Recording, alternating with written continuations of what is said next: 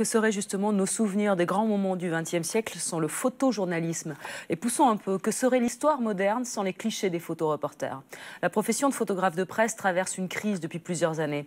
Avec l'arrivée du numérique, tout le monde est photographe et la presse fait de moins en moins appel à des professionnels. Les journaux ne sont plus friands de grands reportages qui coûtent cher et qui ne sont pas sûrs de trouver de lectorat. Pour essayer d'enrayer ce cercle vicieux, le premier festival de photojournalisme de Saint-Brieuc, dans les Côtes-d'Armor, inaugure une nouvelle façon de financer les projets, en faisant appel à des mécènes privés. Alors la presse y perd sans doute, mais les photographes peuvent espérer vivre de leur métier. Voyez ce reportage de Richard Bonnet et Mathieu Pansard. La ville de Saint-Brieuc vient peut-être de trouver une solution à la crise du photojournalisme. Partant du constat que la presse ne produit plus de grands reportages photos, ce festival a décidé de financer les sujets qu'il présente au public.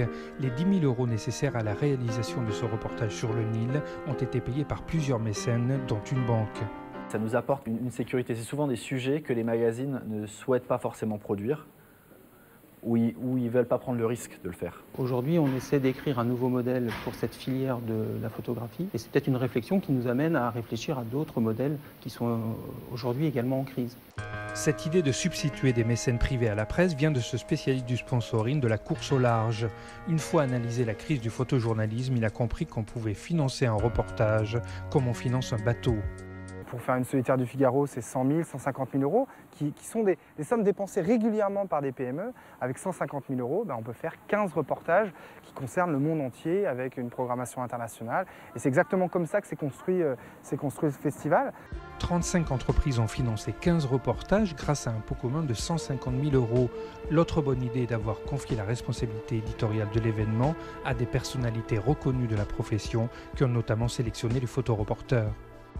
On ne va pas révolutionner la photo avec ce festival, c'est évident, mais peut-être que c'est une petite goutte qui va peut-être grossir et faire en sorte que peut-être un nouveau modèle économique va sortir pour eux.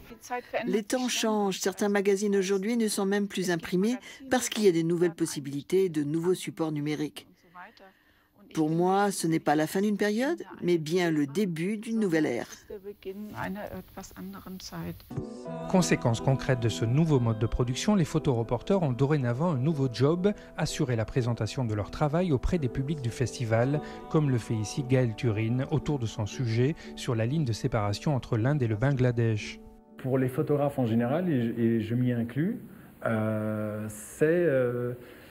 c'est une façon un peu de rendre la monnaie de la pièce, parce que souvent on a tendance à prendre les sous, produire le travail. Il y a rarement la possibilité de rendre compte des choses. Ce festival de Saint-Brieuc vient d'inventer un nouveau mode de production de reportage photo.